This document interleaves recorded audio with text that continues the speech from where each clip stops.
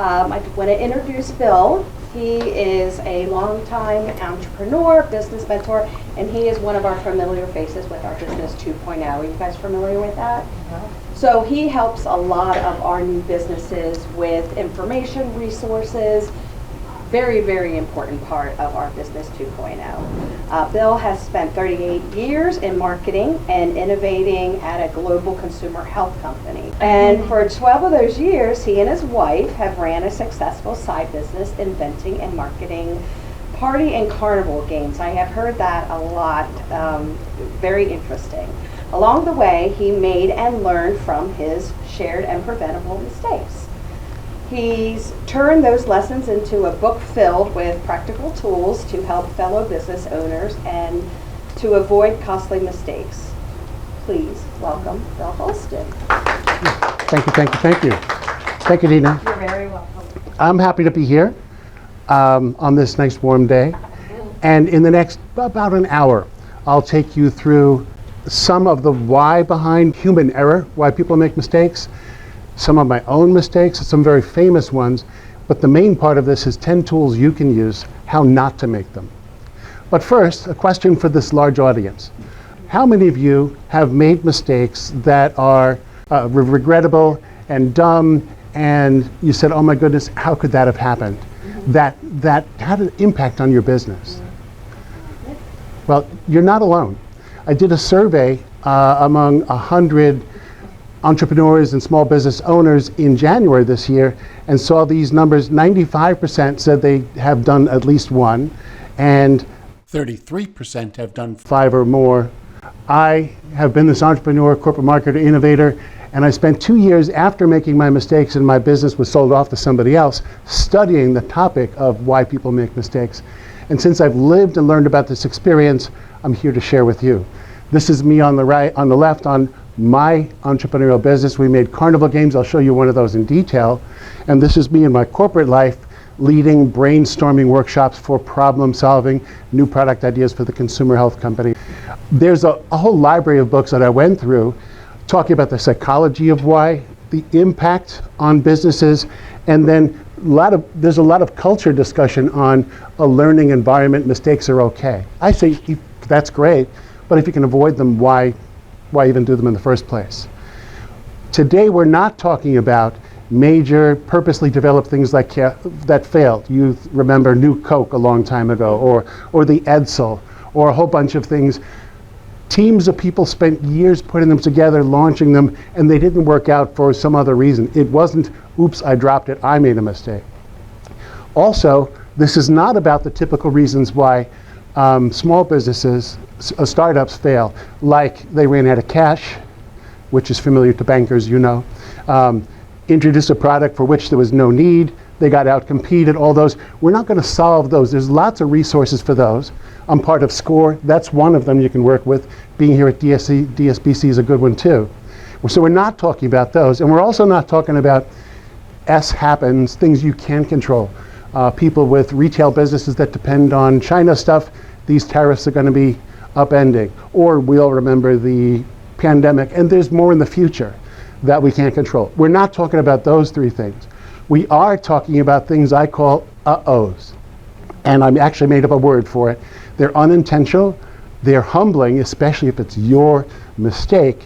They're observable because everybody else can see the results, and they create a hardship. Uh-oh. But why does this matter? A lot of books and effort go behind, how do I not do the New Coke? How do I not run out of cash? But why do these, what seem like smaller ones, matter? One, these small things can contribute to those big things. We ran out of cash because I forgot to make a deposit, or I lost the cash deposit, or something I did led to something much bigger. They always cost either money, momentum, confidence, or all three. The main causes, we'll go into these more, stress, distraction, and faulty assumptions are behind many of them. And I mentioned this earlier, a learning culture is a good thing. If you make mistakes, certainly learn from it and don't do it again. But there are ways, at least for some of these, to prevent them, so why not do that? The third reason is, if you're a small business, you're not focusing on, quote, mistake prevention. The small business owners, people who are members here at DSBC, are juggling all these different things at a time: growth, customers, marketing, operations, and they're not thinking about mistake prevention. But it matters mainly, if you put all those three together, dumb mistakes, it's on this side, if you can avoid them, you have a better chance of succeeding. That's the upfront here. Our agenda, we're going to talk about the root causes of human error that get you there very briefly. I'm going to give you real life examples from me and from famous people who you'll recognize. Then we'll get into depth with the proven tools. There are 10 of them. And of course, I'm here for question and answer. Here's a list of 10 causes of these types of mistakes. You'll recognize them, and these are happening to people all the time: inattention, distraction, fatigue, emotions. When you're an entrepreneur and you're working 4 o'clock in the morning, 2 jobs possibly, it's easy to get into traps with these. You can have ingrained habits. You're used to doing something some way, and one factor changes and you don't adapt, you're in trouble. Overconfidence by not asking for help. I got this, I know how to do it, is a big thing. In my own business with my games, I'll show you, impatience was a big thing. I found I could do things fast, so I did them, and I regretted that because I went too fast. There's faulty, unchecked assumptions. If you think you know it and you don't double check when it's really important, you'll find out later and it hurts. There's always ignorance and ineptitude. I'm good at that myself. There are blind spots that you don't even think of looking for, and all 10 of these get compounded when bad luck happens. I'm going to talk to you about 2 Harvard professors whose books I read. One is Amy Edmondson, and she had a whole book about failure and setting up a learning culture in your company. And she defined failure 2 ways on along a spectrum. On the right side is praiseworthy failures that you want to do, and the other are blameworthy. Our uh-ohs are blameworthy. The praiseworthy ones are experiments that you try and it doesn't work out, so you try a different thing and continue to try, like Edison trying to invent the light bulb. He finally did it, and he said, I didn't fail, but I learned 1,000 ways not to do it. On the other end, here is spilled milk. These are called basic failures. They're blameworthy. They're the most easy to understand, and they're the most preventable. There is a bunch in the middle. I put the book The Perfect Storm up there, where you've got some bad luck and some big factors happen, and if you have a mistake of your own, it adds to it. The other Harvard professor is Tom Eisenman. He writes about business all the time. In his book, Why Startups Fail, he said this: failure hurts, and if it's due to avoidable errors, it doesn't just hurt, it wastes time and capital that could be better spent elsewhere. So here's some real life examples.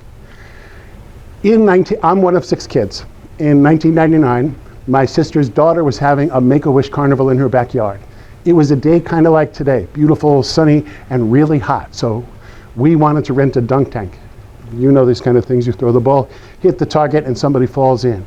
2 weeks before the event, the rental company said, in the Northeast, it's a drought that year in 1999, and we're not allowed to rent these 500-gallon tanks anymore. Do you want to toss across or something else? I said, nope, I got this, I'll do something.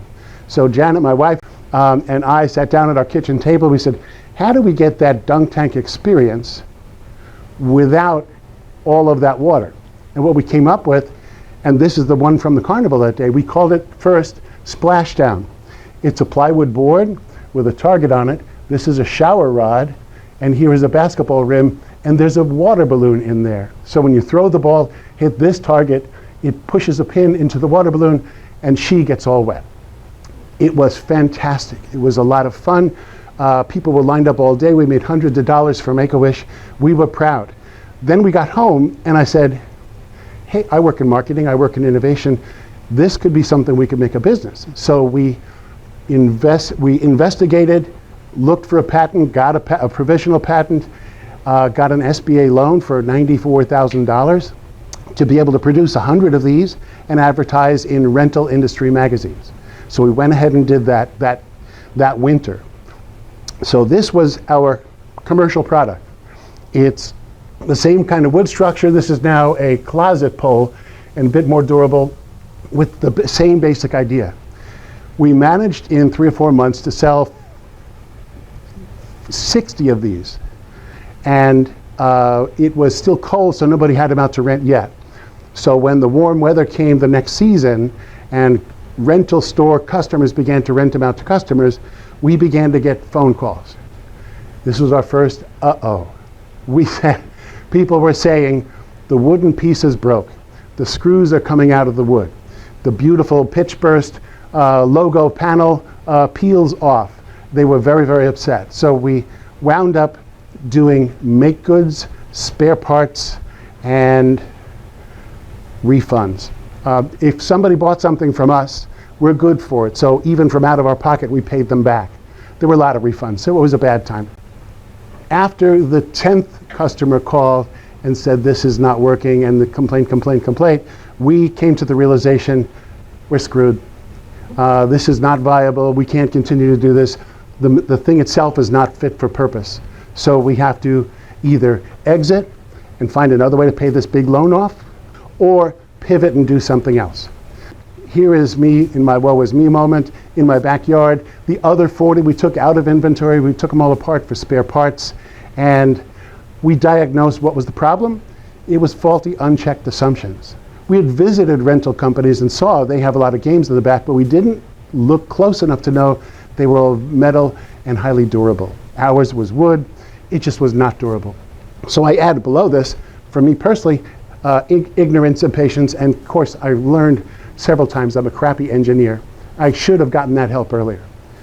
The good news is, after a summer of crying in our milk, then getting busy, we did borrow some more money to hire an engineer to make this a bulletproof and make it out of steel for us. And the good news is, here is the 2003 pitch burst.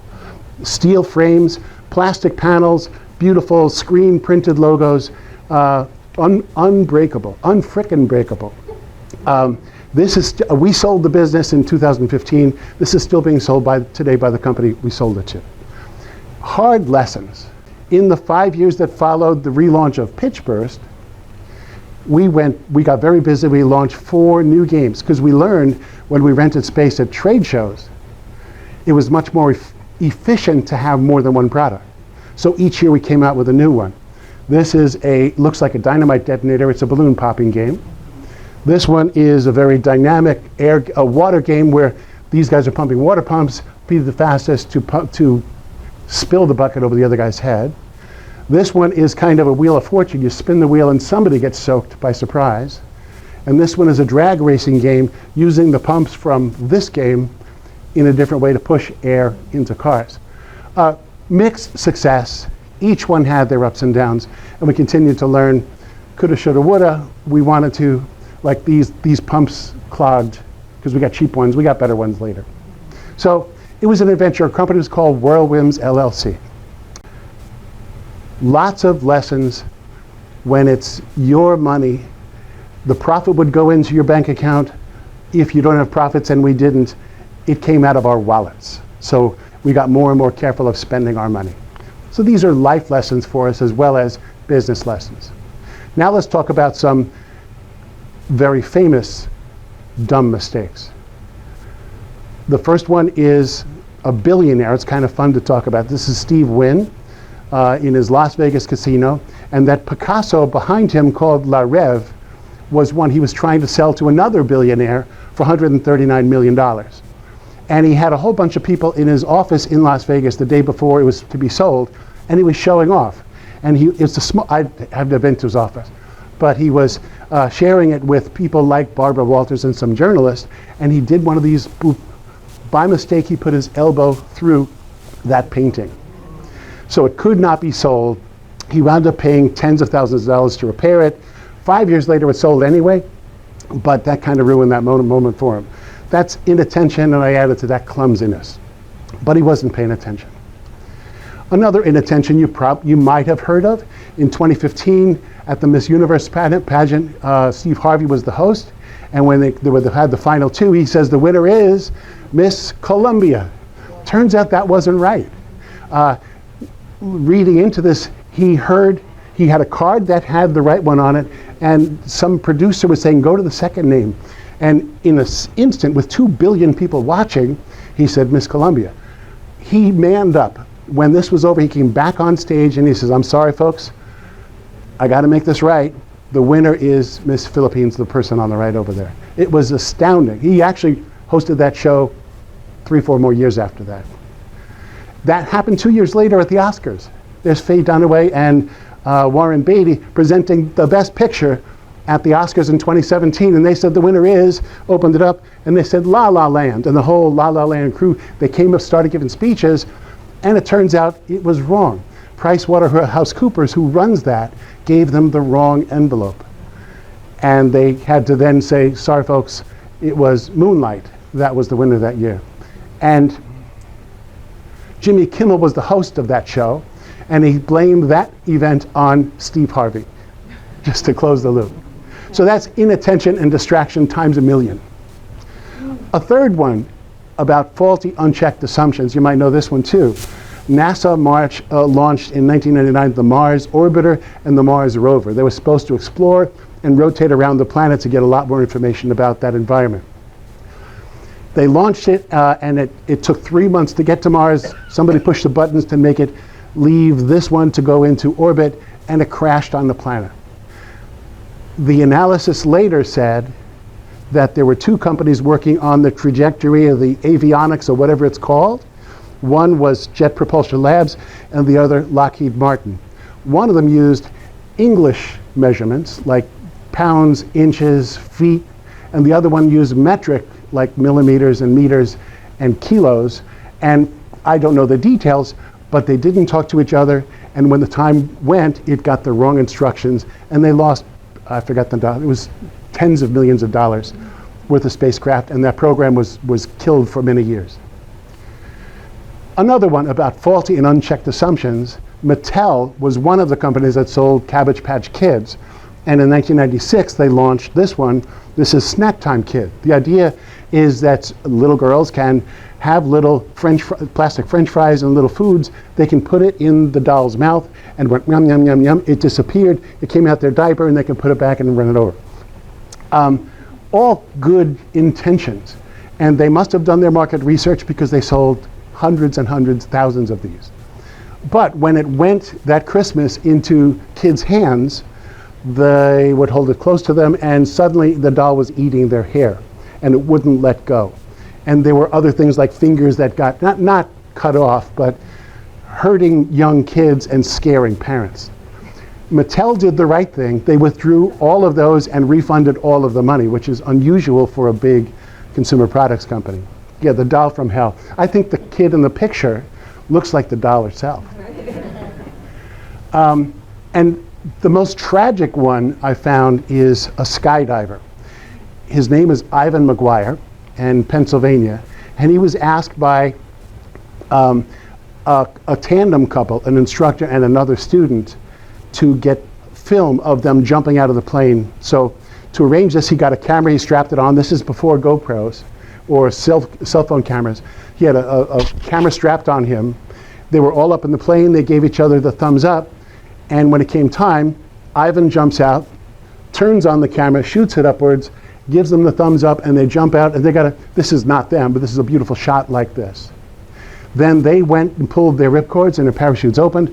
Beautiful shot again. And then Ivan went, when he was done, he went to pull his, and it wasn't there.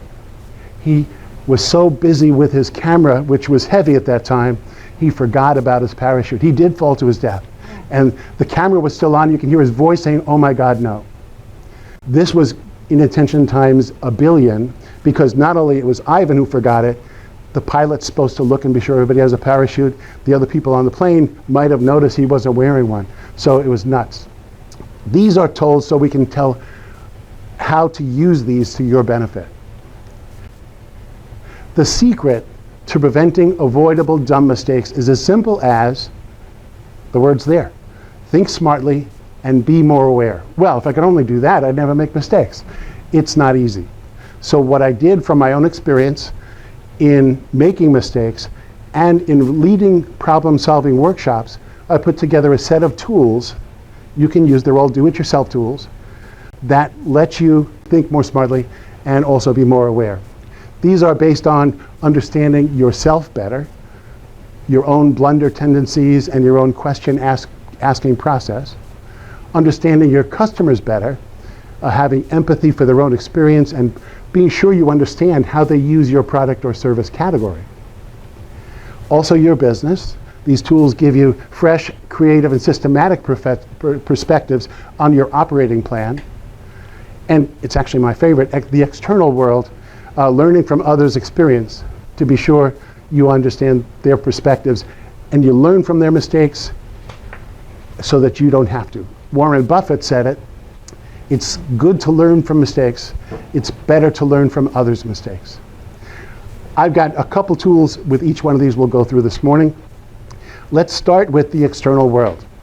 And the number one tool there is asking for help, asking experts, mentors, or even naive observers. Experts, of course, they can be hired consultants. They can be somebody who's really good at this. They'll answer some essential questions that you still have to ask the questions. You don't make up answers. There are business mentors, I'm one of them, that give you guidance as you start. They become a sounding board. And it's also good to talk to kids or naive observers who know nothing about what you're trying to do, so that they give you unbiased perspective, which many times you will never have thought of. You're in the right place. Some of the places that you can go to for this include the DSBC. I'm a member of SCORE, the Small Business Administration. You guys know them all from your bank connections too. And the Delaware Division of Small Business, and many, many others. Now let's talk about learning from others' mistakes. I've coined the term uh-ohology. There's no science to it. It's just putting together some smart thinking when you observe other mistakes. They are to, one, observe and understand, so you understand what was the original thing, how did it happen, what was the root cause, if you can learn that, and what was the lasting result of what happened.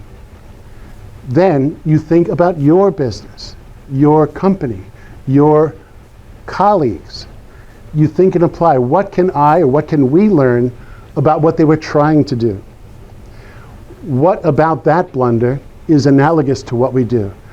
And what signals should I look for that could be warnings that something's about to go wrong? Once you identify those, what steps can I take now to make sure that doesn't happen to me? Here are those examples we talked about. In the case of my own pitch burst, observing and understanding, it was a great concept, but the first one was a bad execution, so we wound up losing money. To think and apply the lessons for that, for me and for others, would be to validate and deliver only what's fit for purpose. Find ways to be sure of that. In the case of NASA, it was clearly different measurement systems that led to this catastrophe. It's a very simple lesson, but hard to do. Ensure that process and quality accuracy is there at every step. In the case of the two wrong winners, Steve Harvey had something which was confusing in his ear. The Oscar presenters got the wrong envelope. When under pressure, it's good to have some mechanism to pause and ask a question if you're unsure. And then, of course, ensuring process quality at every step. And then in the case of Ivan McGuire, of course, the parachute led to his death, the lack of parachute. The key question here, and the root of uh-ohology, is which of our key program steps in our business, if it's skipped even once, could really hurt us. I think of a retail store in a big city that leaves at night and just forgets to lock the door. Somebody who's got insurance policies, they just have to renew every year, and the date goes by and they forgot, and then something disastrous happens and they're not covered. You can all think in your own business of 10 different examples.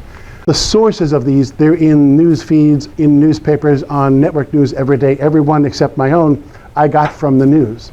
And they're fresh ones happening all the time. Last month, 2 Navy jets fell off an aircraft carrier because of something. You all saw the tall ship in New York City from Latin America, from Mexico, that crashed into the Brooklyn Bridge. These are mistakes that shouldn't happen, that you can avoid with smart thinking. Okay, now let's talk about yourself, because this is where it begins, and this is the one you can control the most.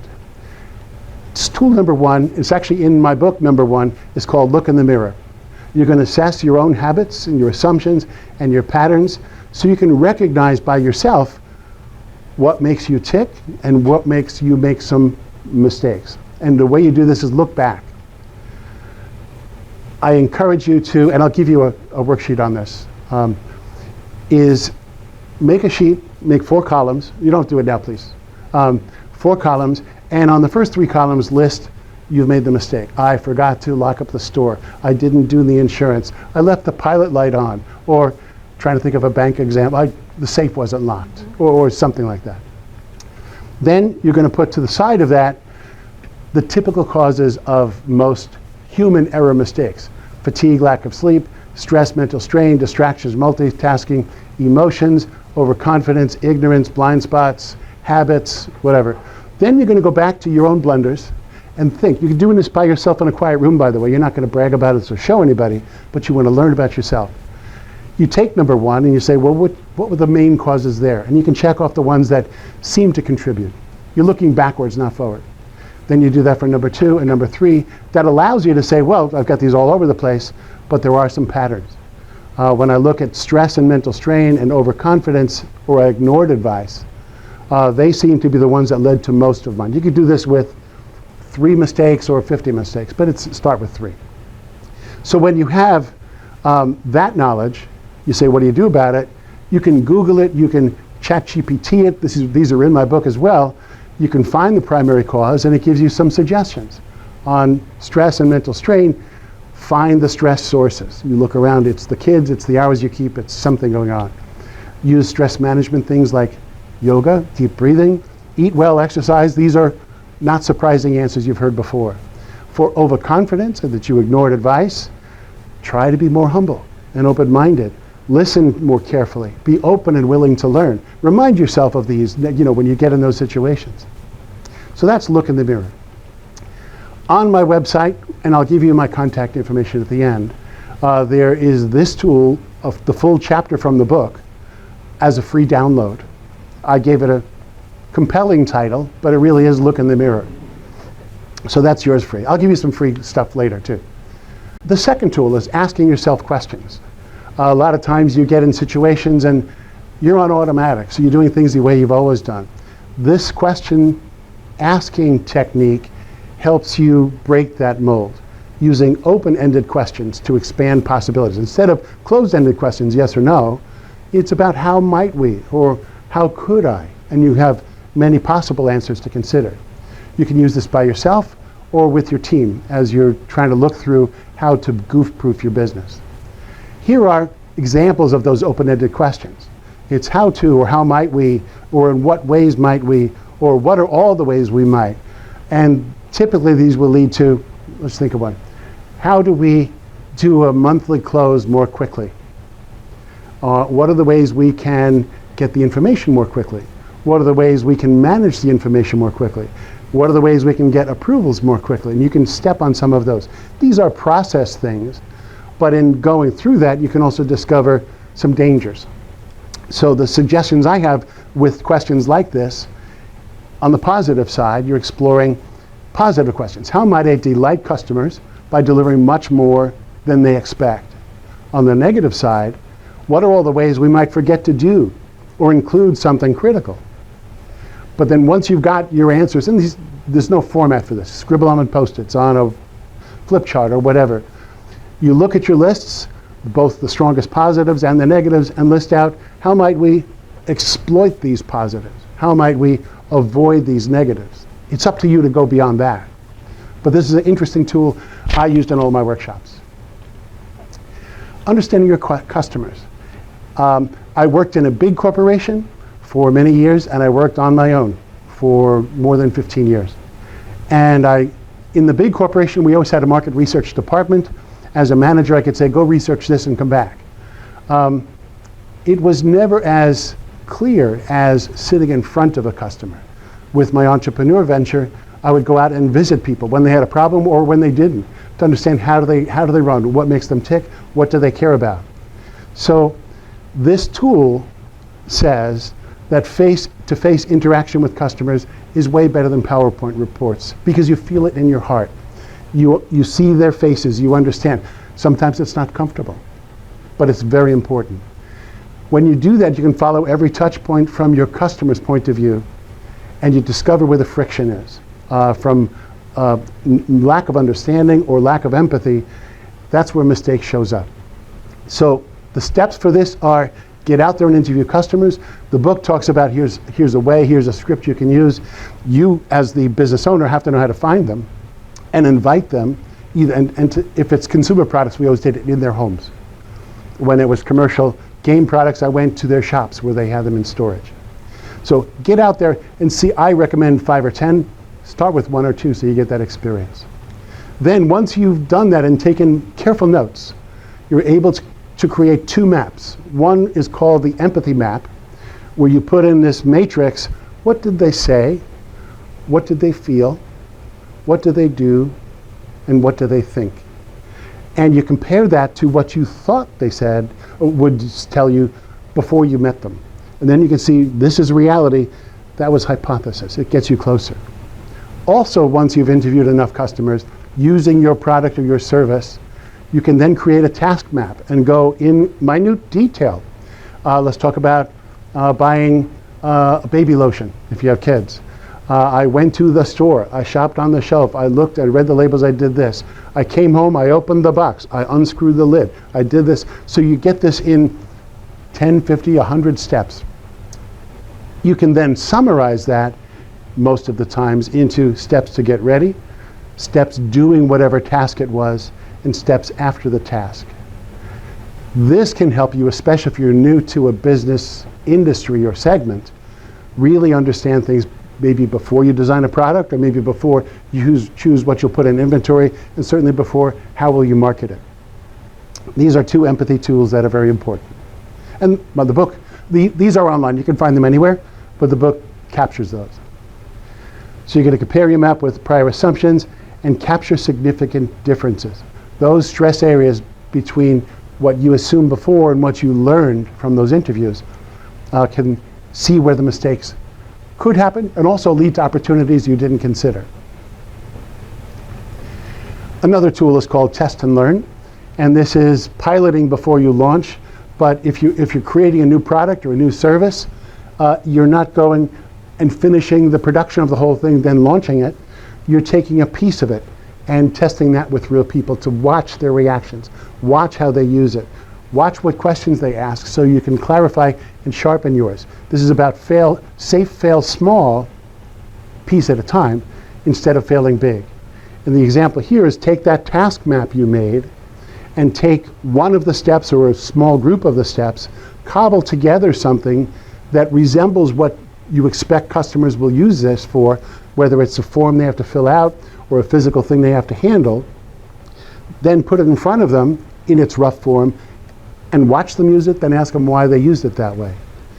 You can test it with real people that way, observe and ask and listen, which allows you to repeat this, revise it and refine it, retest it, and then once you've done this on all the most important steps, then you can cobble together the full thing. An example was when we did a game we called Spin Soaker. I always loved to have an artist draw what was in my head before I did anything. So we had this was the spin the wheel and somebody gets wet. Before we did anything, before I spent any money on this, I cobbled together with duct tape and cardboard what the physical thing might look and feel like. Those are my kids at that time. And they sat, I had to see how close they were to the table, what is it like when they try to spin the wheel, what handle, how big does it have to be, and what do those spouts have to go, how far might they have to go. And then we took a more advanced version, and I stood off to the side with a hose, and I artificially made it squirt whenever I felt like it, but I could watch them going through the motions of getting wet and being surprised by it.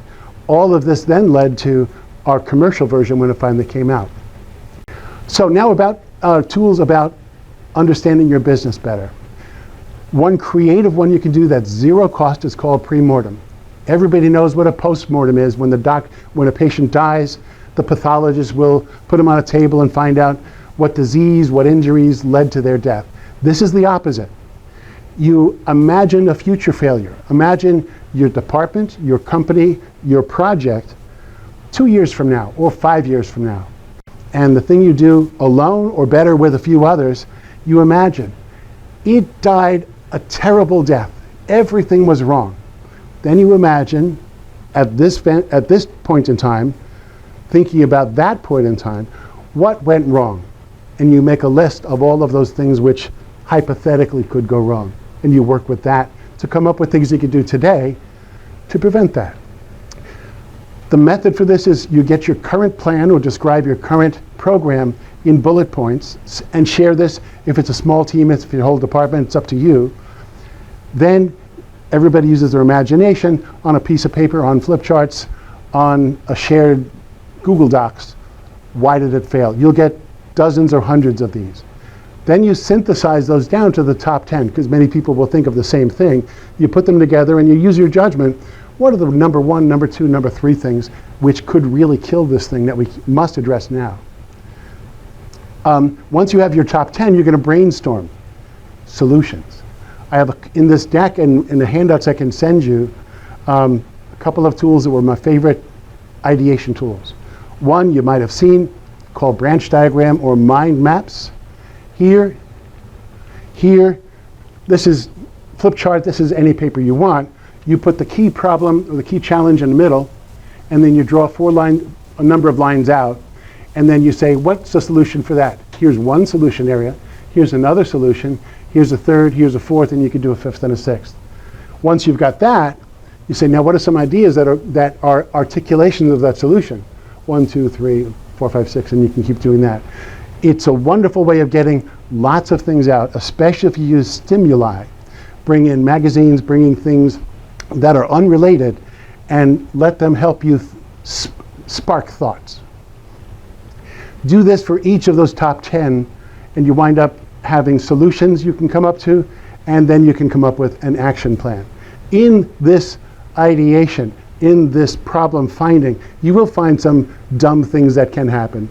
You're also likely to find some great things you can do you didn't think of before. It's a very versatile tool. Another tool for your business is to reframe and use new lenses.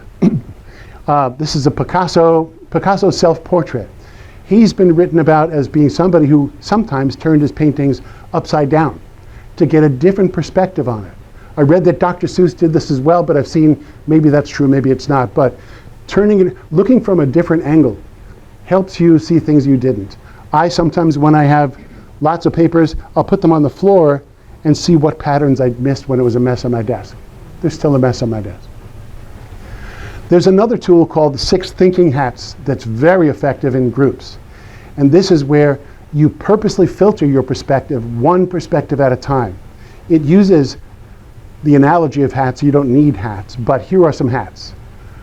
Oh, there are 6, and I added a 7th. The white one is somebody who has a neutral perspective. They're concerned with facts and figures only. So it's a role to play. A second person, or change and put a second hat on yourself, a yellow one is optimistic. They're hopeful. They're thinking positive why something may work. A third one would be red. These are the emotional ones. Their feelings and hunches, instinct and intuition. They can help you have a perspective on a business initiative. A fourth is creative solutions, alternative new ideas. This person say, let's not do that, let's think of something new. The black one, not surprising one, is the weaknesses. They're looking for what could go wrong. They're the Debbie Downer here, and that's an important role many times. The blue one can control, manage a process, and do action plans. If you've got a 7th person or the capacity to think even more broadly, I added the dunce cap. This is as you're going through your business plan and looking at it from all these angles, somebody looks at it not just what could go wrong, but what are the dumb things inherent of what we're trying to do that would just make us embarrassed if they ever happened. Get those on paper so you can act. So once you've done this, and this can be done effectively if you, like we did in the pre-mortem, list your project on a single page, then take this approach, and with 6 or 7 people, or a couple of people each rotating the perspectives, spend an hour or 2. And then you discuss all between you and figure it out.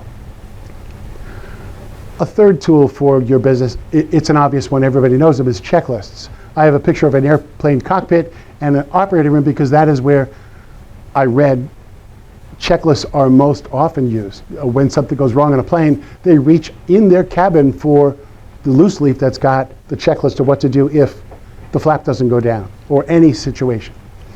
On the in the operating rooms, it gets people to work together and be sure they've got, before an operation, all the things to be ready. After an operation, all the things that don't leave it in the patient, that kind of thing. They're great for onboarding, for launches, compliance, and emergency readiness. This is a checklist for a checklist. These are the things that are important to a good checklist. Clear, concise objectives. Why are you doing a checklist? Focus on the minimum steps necessary. If you hand somebody a 4-page single-space thing, this is our checklist, you're going to get eye rolls. If it's 1 page, very clear, very crisp, you're more likely to get compliance. Within this, and I drew lines here, include pause points for progress checks. You did step 1, step 2, now take a look and see if this is ready for step 3. Use precise and exact wording, and ChatGPT is wonderful at this. You can write it and draft it yourself, what do you want to get done, then say, please make this more concise, and often it does a great job. Important to make it on 1 page, always very readable. Important also to test it with readers before you deploy it, to be sure the language is clear and the actions are the right ones. And it's important to update these. It would be bad to have a 1932 air safety checklist in a cockpit of a 787. Okay. That's checklists. I think it's the last one, is leveraging your business plan. And when I'm here with SCORE, and we're doing the 2.0, we ask how many people have a business plan. Some people don't, and they're trying to fly by the seat of their pants. So important, number 1, have a business plan that articulates clearly what you're going to do, what the business model is, where you're going to make money, all those things. Use it as a living guide, not a dusty document that you put in the drawer once you're done with it, or the bank lends you the money. And you get to view it with this tool with a new lens. In the near term, look at your business plan and identify which of the areas of the plan are you least comfortable with in the near term. So here's a typical business plan, all the way from purpose, your business focus, your goals, all the way down to financials and long-term vision. I'd love to see it in bullet points on 1 page. Often it's a little bit longer than that. This tool suggests, take a look, circle the ones that you're least comfortable with, and focus on them. If it's about understanding your target customer, for example, you could put that here, and you say, well, I never met a customer. Or things are changing because they stopped buying what I'm doing, or something like that. And you can identify risks in here just by thinking about it. And it's up to you, how do we get around that? I say how to prevent, but how do you address that? Do this with as many of the topics as you need to, but certainly the top 3. Even if you're perfect and you read my book, or you read all those books that I've been through, and you apply all of these things, sometimes mistakes are going to happen. When they happen anyway, you're given 5 choices. 1 is to accept, learn, and move on. 2 is to fix it. 3 is to pivot and do something else. 4, sometimes it's a good response, is to quit. And 5 is to ignore. Let's talk about each of those for a second. Ignoring, not recommended. It comes back and bites you in the butt. So you don't ignore. Find out what's going on. In the world of accept, learn, and move on, that's what we have to do most of the time. I loved Benjamin Zander, the conductor of the Boston Symphony, who gave a talk once that I attended, where he said, my violinists make mistakes all the time. And I pointed out to them, and I tell them, here are some things you can think of when something goes wrong that way. You make a mistake. You can resign, you can be angry, or you think in terms of possibilities. And his favorite expression, and mine too, is to do this. You discuss it and you go, how fascinating. And then you move on to fixing it or moving on to whatever you're doing. It just puts it in perspective. In long term of life, it's not that important.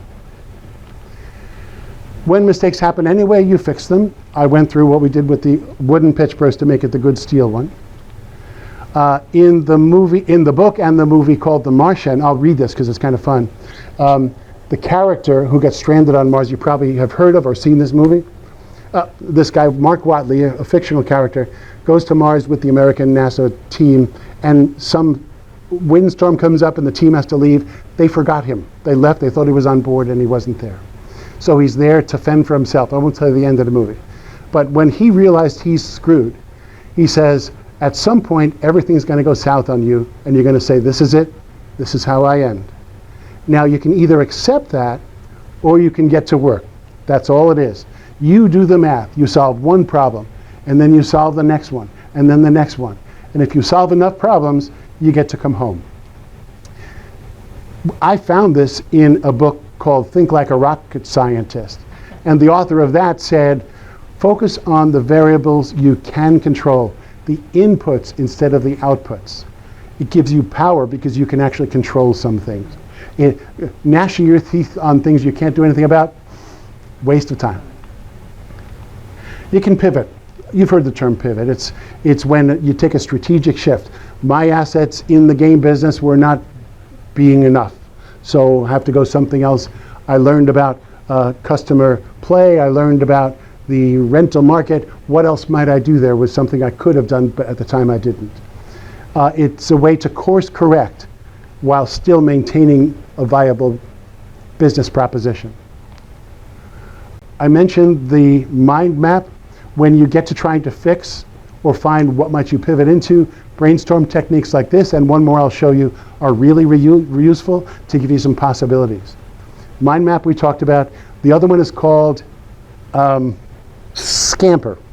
And in this one, you put on one side of a page what it is you're trying to accomplish, and you use these acronyms, Scamper, to come up with ideas. You can look at it and substitute something, combine it with something else, adapt it for a different purpose, modify something. Let's imagine you're talking about a kitchen blender. You're in the blender business, and you want to find ways to make it better. You would take this and modify one of the pieces. This is informed by what you know about your customers. You put to other uses. You take things out, or you rearrange things. The best example is from another movie. I like watching movies. Was Apollo 13, when Jim Lovell or Tom Hanks says, Houston, we have a problem. There was a scene down here where the guys came in with, they need oxygen, they have to make this filter, a round filter out of a square thing or something like that, and he threw it all on the table. The team that succeeded I don't think they called it Scamper, but they were doing all of these steps to substitute, fix, and cobble together something which is going to be a winning solution, in this case where it really counted. The last of the 5 options we have is to quit. It's been said that nobody likes a quitter, but sometimes quitting is the smart thing. This author, Annie Duke, she was a professional card player who's really experienced in this, when's the right time to fold. And she said that it's all about figuring out the smartest investment of resources. She called it the expected value of putting the additional money or time into it from today forward. Is that stronger than putting that additional money and time into something else? And sometimes you get to quit is a very smart option. She also writes about having a quitting coach. Many entrepreneurs are optimists. I know I am one. I was one at the time too. And they don't want to hear this is bad. No, it's going to work out. It's going to work out. A quitting coach that she describes is somebody who can sit with you and say, okay, I see where this is going, but let's make some objective measurements that 3 months from now we'll sit down again. Is it your sales? Is it the number of customers? Is it this problem got solved? Yes or no? Objective things, and we'll sit down in 3 months and talk about this. And let's agree now, if you see those signals in the red, we're going to decide quitting or whatever your next choice is going to be. And most of the time that is what happens. But the entrepreneur who's the optimist needs to go through that process to have the realization. Quit. So, the question we came to talk about, how do you protect your business from dumb, disastrous mistakes? The answer is the simplest one in the world: think smartly and be more aware, but nobody can do that on their own. These are 10 tools about yourself, your customers, your business, and the external world that can help you think that through. My recommendation is, and I'll give you a handout with all of these listed, this week maybe take a look at one of them. Try it out on your own or with yourself. Certainly take the yourself test. And then see what else you can do. I promise you, you'll think about these things more than you think you will if you do at least one of the exercises. Closing thoughts from an entrepreneur's perspective who's now looking backwards. It's hard when you're clients to your bank or when you're an entrepreneur to keep the faith when things are going bad, but always have the dream, always be looking for what you're trying to get to. Also, don't short shrift your efforts. Give it your all. It's worth it, because if you succeed or you fail, you're not going to be ashamed I didn't try. Those words again, think smartly. Do your best at all times to always be kind of with it and engaged so things don't pass you by and you make dumb mistakes. When the mistakes happen, embrace them. Use them like you would if you're learning from somebody else. What can I learn and observe here? And how do I think and apply so I don't do it again? And who else do I have to tell so they don't have that same risk? And manage expectations. That is, you won't be perfect. It's not going to be the be-all, end-all, but you'll have a couple of tools under your belt that can help you. Nobody's going to be perfect. I'm not promising that either. I've got an extra minute. I'd like to try something with you. It's silly. I like to smile. I've got a song to sing, and I'd like you to join me on the chorus. You don't have to. You might just sit there and giggle. But if this goes well, we might remember this uh-oh thing a little bit more clearly. So, if you know the song That's Amore, the Dean Martin song, this sounds like that. But when I'm singing, not really. Here we go.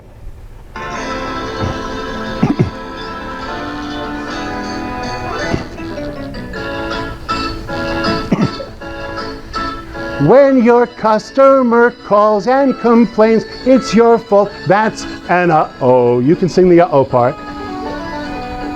If your plans fall apart 'cause you didn't think smart, that's an uh-oh. Phones will ring, ting-a-ling-a-ling, wrecking everything, and you'll sing, what the hell? Hearts will break and your knees will shake, 'cause this is at stake. What a mess, you poor fella. When your email blast goes, then the bad typo shows, that's an uh-oh. You just missed a deadline, now your heart's in a bind, no, no, no.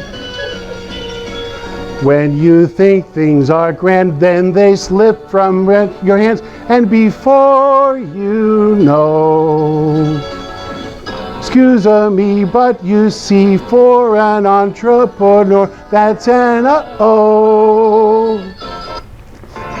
That's the end of that. Thank you for suffering through that.